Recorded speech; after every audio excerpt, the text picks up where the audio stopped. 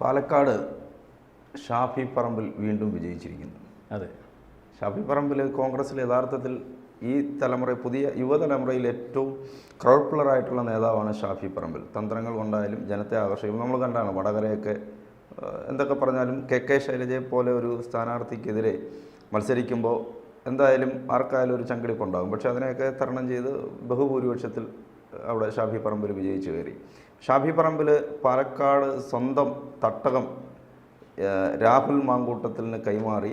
രാഹുൽ മാങ്കൂട്ടത്തിൽ ഒരുപക്ഷെ ഷാഫി പറമ്പിൽ നേടിയ 17,000-ൽ ചില്ലാന വോട്ടുണ്ട്. അതാണ് വലിയ ഭൂരിപക്ഷം ഷാഫി പറമ്പിലിൻ്റെ. ആ ഭൂരിപക്ഷത്തെയും മറികടന്ന് ഷാഫിയുടെ വിശ്വാസം ഈ ഷാഫി രാഹുലിനെ പാലക്കാടുകാർക്ക് ഏൽപ്പിച്ചു കൊടുത്തു. പാലക്കാടുകാർ ഷാഫിയെ വിശ്വസിച്ച് രാഹുൽ മാങ്കൂട്ടത്തിൽ വോട്ട് ചെയ്തിട്ടുണ്ട്.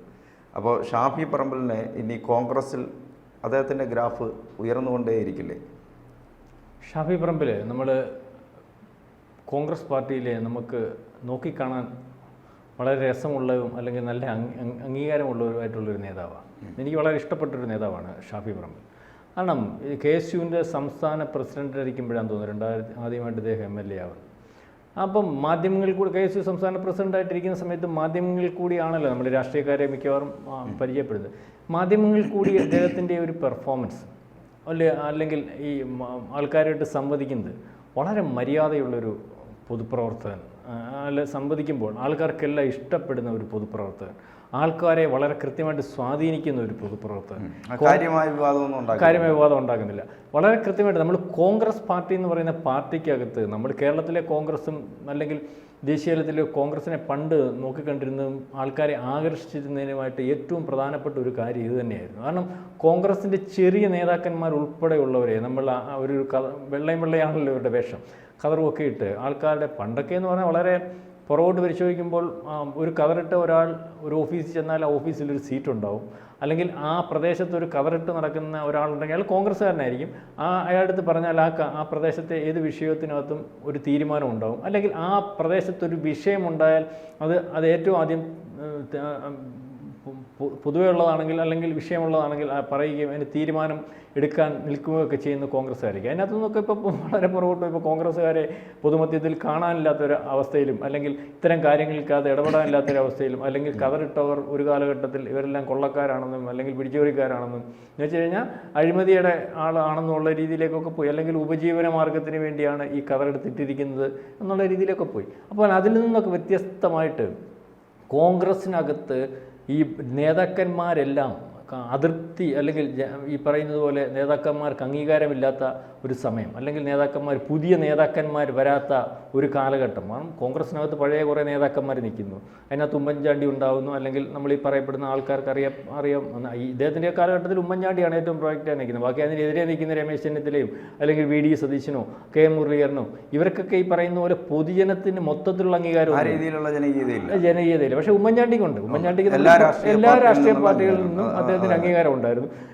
എല്ലാവർക്കും പാർട്ടിക്ക് സ്വീകാര്യനായിരുന്നു. VS അച്യുതാനന്ദൻ്റെയൊക്കെ കൂട്ട് അല്ലെങ്കിൽ നയനാരുടെയൊക്കെ കൂട്ട് സ്വീകാര്യനായ നേതാവിന്, K കരുണാകരൻ്റെയൊക്കെ കൂട്ട് സ്വീകാര്യൻ. അപ്പം അതിനുശേഷം ഒരാളില്ല. പക്ഷേ അതിനുശേഷം യൂത്ത് കോൺഗ്രസ് അല്ലെങ്കിൽ KSUവിനകത്ത് വളരെ കാലം കൊണ്ട് ഈ മരിച്ചു കിടക്കുന്ന KSUവിനെ വീണ്ടും ഒരു പൊതുമധ്യത്തിൽ കൊണ്ടുപോയും അതിൽ പുനർജനിപ്പിക്കുകയൊക്കെ ചെയ്യുന്നതിനകത്ത് എനിക്ക് തോന്നുന്നു ഷാഫി പറമ്പിൽ നല്ലൊരു പങ്കുണ്ട്. കാരണം ഈ KSU ചർച്ചയാവുന്നു, KSU സമരങ്ങൾ ഏറ്റെടുക്കുന്നു. ആ സമരങ്ങൾ ഏറ്റെടുക്കുന്ന സമയത്ത് മാധ്യമങ്ങൾ വരുന്നു. ആ മാധ്യമങ്ങളിൽ ആ സമരത്തെപ്പറ്റി വിശകലനം ചെയ്തു കൊടുക്കുന്നു. ഈ സമരം എന്തിനു വേണ്ടി ആണെന്ന് പറയുന്നു. അല്ലെങ്കിൽ അപ്പോൾ അത് ഞങ്ങൾ ചെയ്യുന്ന സമരങ്ങൾ, ആ സമരത്തിൻ്റെ പറയുന്ന ഗൗരവം ആൾക്കാർക്ക് മനസ്സിലാക്കി കൊടുക്കുന്നു, അതിൻ്റെ ആവശ്യകത മനസ്സിലാക്കി കൊടുക്കുന്നു. അപ്പം ഈ സാധാരണ സമരങ്ങളും അല്ലെങ്കിൽ പ്രക്ഷോഭങ്ങളും ഒക്കെ ഏറ്റെടുക്കുമ്പോൾ ഇപ്പോൾ മിക്കവാറുള്ളവരുടെ ആറ്റിറ്റ്യൂഡ് എന്ന് പറഞ്ഞാൽ ഏത് പാർട്ടിയാണെങ്കിലും അത് ശരിയല്ല അല്ലെങ്കിൽ പ്രശ്നം. പക്ഷേ ഷാഫി പറമ്പിൽ സമരങ്ങൾ ഏറ്റെടുക്കുമ്പോൾ അല്ലെങ്കിൽ പ്രക്ഷോഭങ്ങൾ ഏറ്റെടുക്കുമ്പോൾ അല്ലെങ്കിൽ പോലീസ് അറസ്റ്റ് ചെയ്തുകൊണ്ട് പോകുമ്പോൾ ജയിൽവാസം അനുഭവിക്കുമ്പോൾ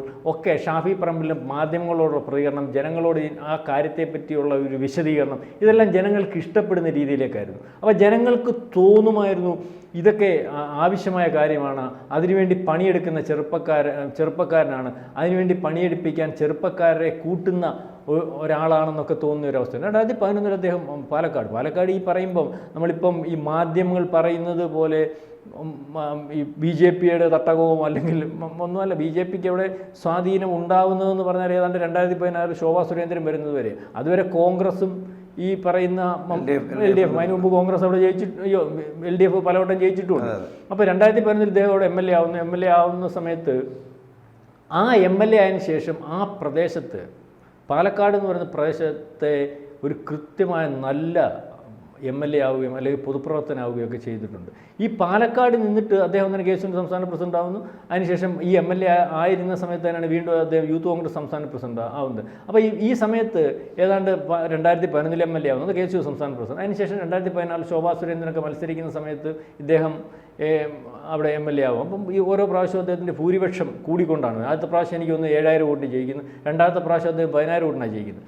അപ്പം ശോഭാ സുരേന്ദ്രൻ 17 ശരിയാ 17, രണ്ടാമത്തെ പ്രാവശ്യം 17000, അപ്പം ആദ്യത്തെ പ്രാവശ്യം 10000 താഴെ വോട്ടിന്, രണ്ടാമത്തെ പ്രാവശ്യം 17. അപ്പം ആ പ്രദേശത്ത് ഈ പറയുന്ന ഹിന്ദു ഭൂരിപക്ഷം വരുന്ന ഒരു മേഖലയാണ്. ഒരുപക്ഷെ ഇദ്ദേഹത്തെ അവിടെ മത്സരിപ്പിച്ചത് അവിടുത്തെ ഈ ഒരു കൺസൾട്ടേഷൻ വെച്ചിട്ട്, അല്ലെങ്കിൽ മുസ്ലിം കൺസൾട്ടേഷനൊക്കെ വെച്ചിട്ടായിരിക്കും ആ മത്സരിപ്പിച്ചത്. പക്ഷേ അവിടെ ഹിന്ദു ഭൂരിപക്ഷമുള്ള മേഖലയാണെങ്കിലും ഈ ആൾക്കാർ ഒരു സ്ഥാനാർത്ഥി അദ്ദേഹം അറിഞ്ഞുകൊണ്ടാവണമെന്നില്ല, സ്ഥാനാർത്ഥിയായിട്ട് നിർത്തിയിട്ടുള്ളവരുടെ ഐഡിയ അതായിരിക്കും, ഷാഫി അവിടെ നിൽക്കട്ടെ, ഇപ്പം ഈ ഒരു കൺസൾട്ടേഷൻ വരുമ്പോൾ അവിടെ ജയിക്കാൻ സാധ്യതയുണ്ട്, നേരത്തെ അവിടെ ഈ CPM ഈ ഒരു തന്ത്രം പ്രയോഗിച്ചതാണല്ലോ, അപ്പോൾ അതുകൊണ്ട് അദ്ദേഹം അവിടെ നിൽക്കും. പക്ഷേ അദ്ദേഹം അവിടെ എല്ലാ ആൾക്കാർക്കും തൃപ്തനായിട്ടുള്ള ഒരാളായിരുന്നു.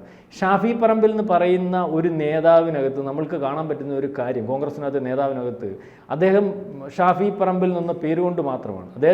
അദ്ദേഹം ഷാഫി പറമ്പിൽ നിന്ന് പേരുണ്ടായതുകൊണ്ട് ചിലപ്പം SDPIക്കാരനോ ജമാഅത്ത് ഇസ്ലാമിക്കാരനോ ഒക്കെ ഞങ്ങൾ അദ്ദേഹത്തിനെ വോട്ട് ചെയ്യുന്നു. പക്ഷേ അതിനകത്തൊന്നും, അല്ലെങ്കിൽ ഒരു ജാതിയുടെ ഭാഗമായിട്ടോ അല്ലെങ്കിൽ ഏതെങ്കിലും ഒരു മതത്തിൻ്റെ ഭാഗമായിട്ടോ അതൊന്നും ഐഡൻറ്റിഫൈ ചെയ്യാനോ അല്ലെങ്കിൽ അത്തരത്തിൽ ആൾക്കാർ വേർതിരിച്ച് കാണുന്ന ഒരു നേതാവൊന്നുമല്ല. കാരണം പാലക്കാട് തൃപ്തനാണത്. അത് എല്ലാവരുടെ ഇടയിലും, അത് ഹിന്ദുക്കളുടെ ഇടയിലായാലും ക്രിസ്ത്യാനികളുടെ ഇടയിലായാലും ഈ മുസ്ലിം സമുദായത്തിനിടയിലായാലും മൊത്തത്തിൽ തൃപ്തനായിട്ടുള്ള, അതായത് ഒരു നേതാവ് എങ്ങനെയായിരിക്കണം, അതാണല്ലോ ഒരു നേതാവ്, അങ്ങനെയായിരിക്കണം. അപ്പം അദ്ദേഹം ഈ പറഞ്ഞതുപോലെ പാർട്ടിയുടെ മൂന്നാമത് അദ്ദേഹം നിൽക്കുന്നു. മൂന്നാമത് അദ്ദേഹം മത്സരിക്കുന്ന മെട്രോമാനോട് മത്സരിക്കുമ്പോൾ അതികായകനായിട്ടുള്ളൊരു മനുഷ്യൻ, ലോകം ചർച്ച ചെയ്യുന്ന ഒരു മനുഷ്യൻ, അല്ലെങ്കിൽ അത്രയ്ക്ക് അംഗീകാരമുള്ള ഒരു മനുഷ്യനോട് മത്സരിക്കുമ്പോൾ അന്ന് ഭൂരിപക്ഷം കുറയുകയും അദ്ദേഹം 3900 വോട്ടിന് ജയിക്കുകയും ചെയ്യുന്നു. അതിനുശേഷം ഇദ്ദേഹത്തെ വേറൊരു ദൗത്യമായിട്ട് അവിടെ പോകുമ്പോൾ തന്നെ ആ പാലക്കാടുകാർ അദ്ദേഹത്തിൻ്റെ പോക്കിനെ വളരെ വൈകാരികമായിട്ടാണ് എടുക്കുന്നത്. കാരണം അദ്ദേഹത്തിന് അവിടെ നിന്ന് പോകണമെന്നില്ല, പക്ഷേ പാർട്ടി അദ്ദേഹത്തെ അങ്ങോട്ട് വേറെ മത്സരിക്കാൻ നിയോഗിക്കുന്നു. അപ്പോൾ അവിടുത്തെ ആൾക്കാരോട് തന്നെ പുള്ളി അന്ന് TV-യിലൊക്കെ നമ്മൾ കണ്ടതാണ്, ആൾക്കാർ കരയുക ഷാഫി പോകുമ്പോഴേ. അപ്പം അത് അങ്ങനെ ഒരു ജനപ്രതിനിധി ഒരു പ്രദേശത്തു നിന്ന് പോകുമ്പോൾ പാർട്ടിക്കപ്പുറമുള്ള ആൾക്കാർ അദ്ദേഹത്തെ ഏറ്റെടുക്കുക എന്ന് പറയുമ്പോൾ, അല്ലെങ്കിൽ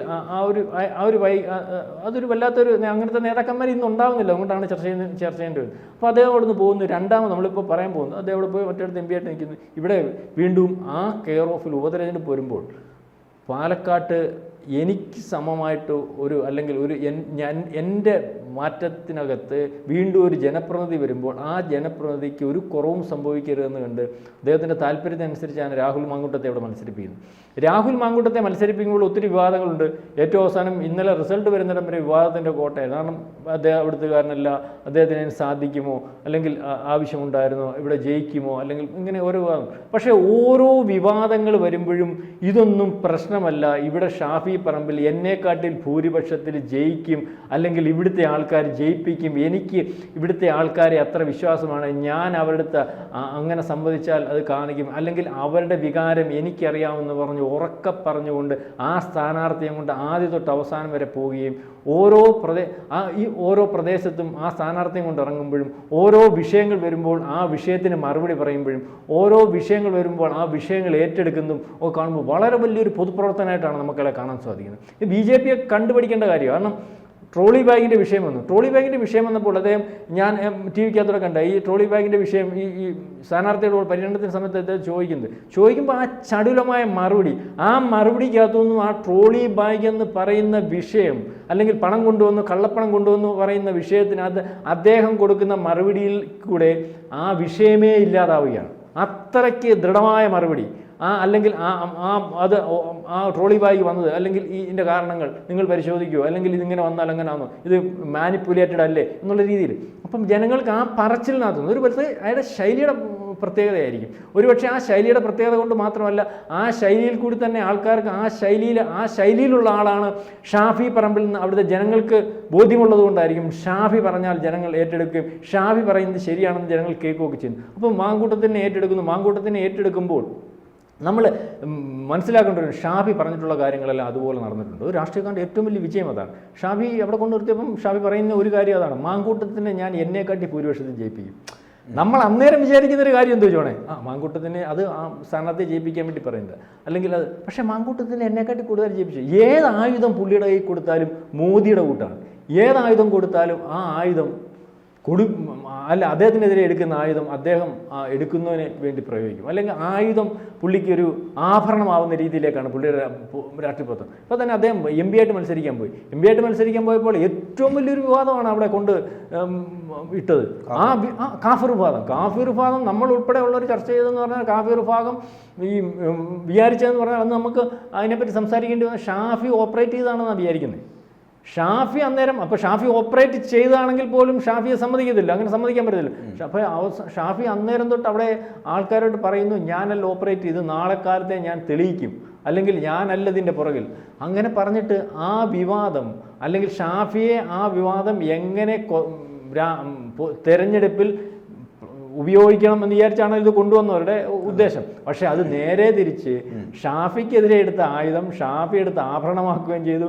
രണ്ട് രീതിയിലും ഈ പറയുന്ന മുസ്ലിങ്ങളുടെ വോട്ടും അവിടെ ഈ കൺസൾട്ടേഷൻ ഉണ്ടാക്കാം, അല്ലെങ്കിൽ ഹിന്ദുക്കളുടെ വോട്ട് കൺസൾട്ടേറ്റ് ചെയ്ത് മാറുന്നതിന് വേണ്ടിയാണ് പറയാം ഹിന്ദുക്കളുടെ വോട്ടും കൂടെ കിട്ടി അദ്ദേഹം ഒരു വലിയ ഭൂരിപക്ഷം ജനപ്രതിയായിട്ട് വരുന്നത്. അതായത് അദ്ദേഹത്തിനെതിരെ വരുന്ന ആരോപണങ്ങളെ ആയുധമാക്കുന്ന ഒരു നേതാവ്. അത്തരത്തിലുള്ള നേതാക്കന്മാരെ നമ്മൾ ഇന്ന് പരിശോധിക്കുമ്പോൾ ഇന്ത്യയിൽ ഞാൻ കണ്ടിട്ടുള്ളത് മോദിക്കെതിരെ ആരോപണം വന്നാൽ മോദി ആരോപണം കൊണ്ട് കയറും. അതുകൊണ്ടാണ് രാഹുൽ ഗാന്ധി പലതും പരാജയപ്പെടുന്നത്.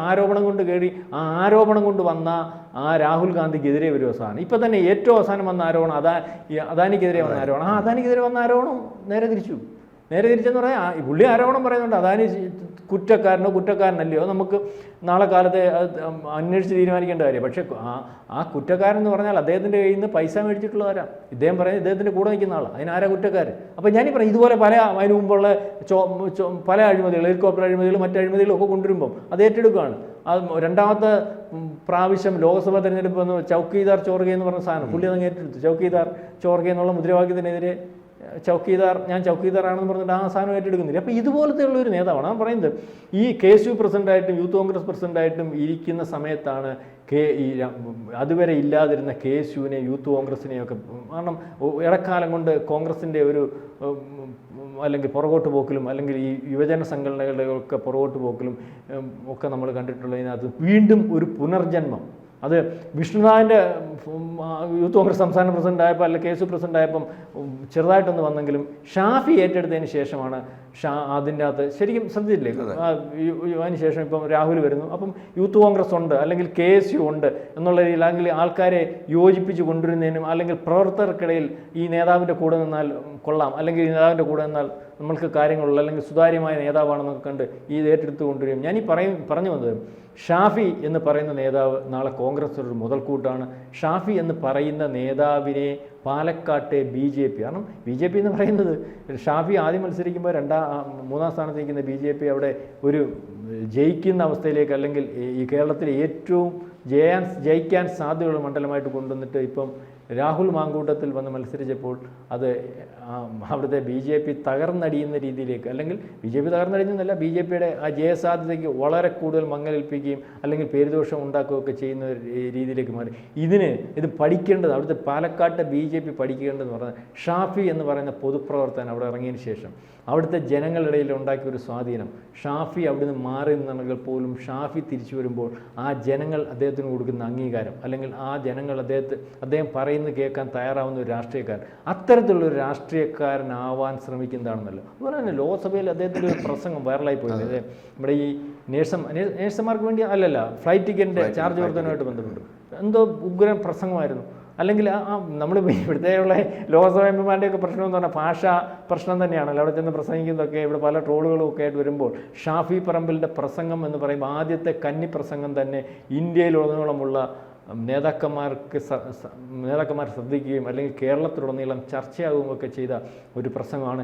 ഏതർത്ഥത്തിലും ഷാഫി എന്ന് പറയുന്ന ആൾ ഒരു നല്ല പൊതുപ്രവർത്തനാണ്, അല്ലെങ്കിൽ നല്ല ഒരു നേതാവാണ്. നാളെ കാലത്തെ കോൺഗ്രസ്സിനൊരു മുതൽക്കൂട്ടാണ്. അത് വീണ്ടും ഷാഫി, ജോൺ പറഞ്ഞ പോലെ പാലക്കാട് വീണ്ടും ഷാഫി ജയിച്ചു. അല്ലെങ്കിൽ ഷാഫിയെ നമുക്ക് അത്തരത്തിലേ അംഗീകരിച്ച് മുന്നോട്ട് പോകാൻ പറ്റത്തുള്ളൂ. കൂടുതൽ വാർത്തകളും വിശേഷങ്ങളും നിങ്ങളിലേക്ക് എത്താൻ ABC മലയാളം സബ്സ്ക്രൈബ് ചെയ്യുക, ബെൽ ബട്ടണും അമർത്തുക.